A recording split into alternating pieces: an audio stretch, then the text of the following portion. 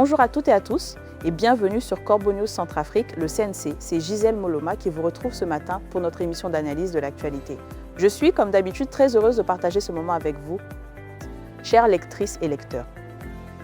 À mes côtés, mon excellent collègue Eric Nzapa pour décortiquer un sujet qui fait beaucoup parler ces derniers jours. Bonjour Eric Nzapa. Bonjour Gisèle Moloma, bonjour à toutes et à tous. C'est toujours un plaisir d'être là. Alors Eric Nzapa, qu'est-ce qui retient notre attention aujourd'hui sur Corbeau News Centrafrique? Quel est le principal événement qui nous amène à cette discussion? Eh bien, Gisèle Moloma, il s'agit d'un événement qui a eu lieu ce mardi à Bangui. On parle d'une marche de soutien pour le nouveau gouvernement de M. Félix Moloua, mais qui, selon notre article, aurait été entièrement financée.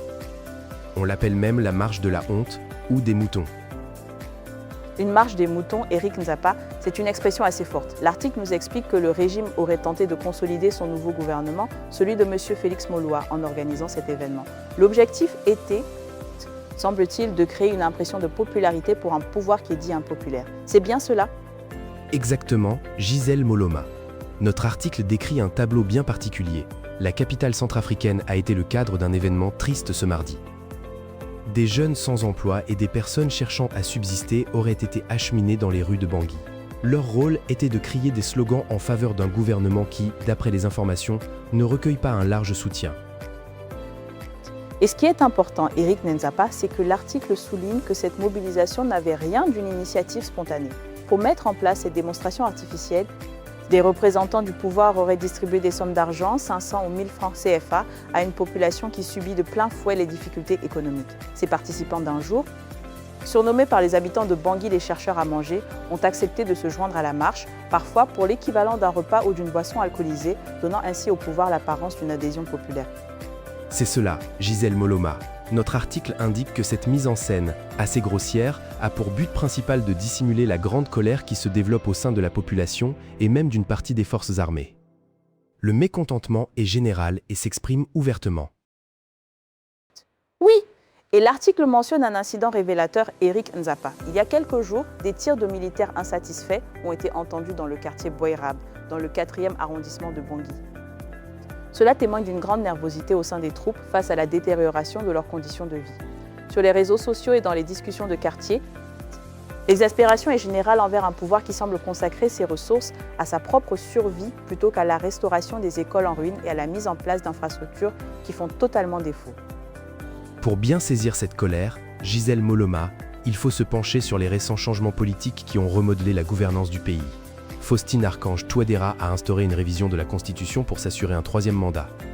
Ce projet a reçu le soutien militaire et logistique des mercenaires russes du groupe Wagner, ainsi que de partenaires régionaux comme le président rwandais Paul Kagame. Et ce processus a culminé, nous dit l'article le 30 mars dernier, avec un rassemblement dans un stade de 20 000 places, un événement qui prenait des allures de véritable couronnement.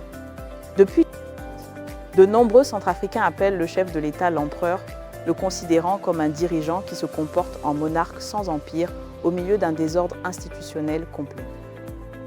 La reconduction de l'équipe gouvernementale de M. Félix Moloua démontre, selon l'article, que les décisions essentielles de l'État ne sont plus prises à Bangui, mais sont dictées par une diplomatie parallèle venue de Moscou.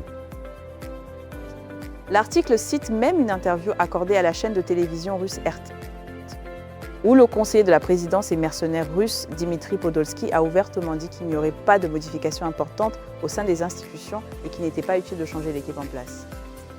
Et le président a suivi cette directive à la lettre, Eric Nzapa.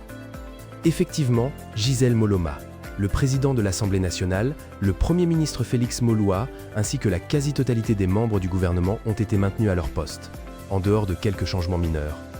L'essentiel de la structure reste la même, ce qui confirme l'emprise des réseaux russes sur l'appareil d'État centrafricain.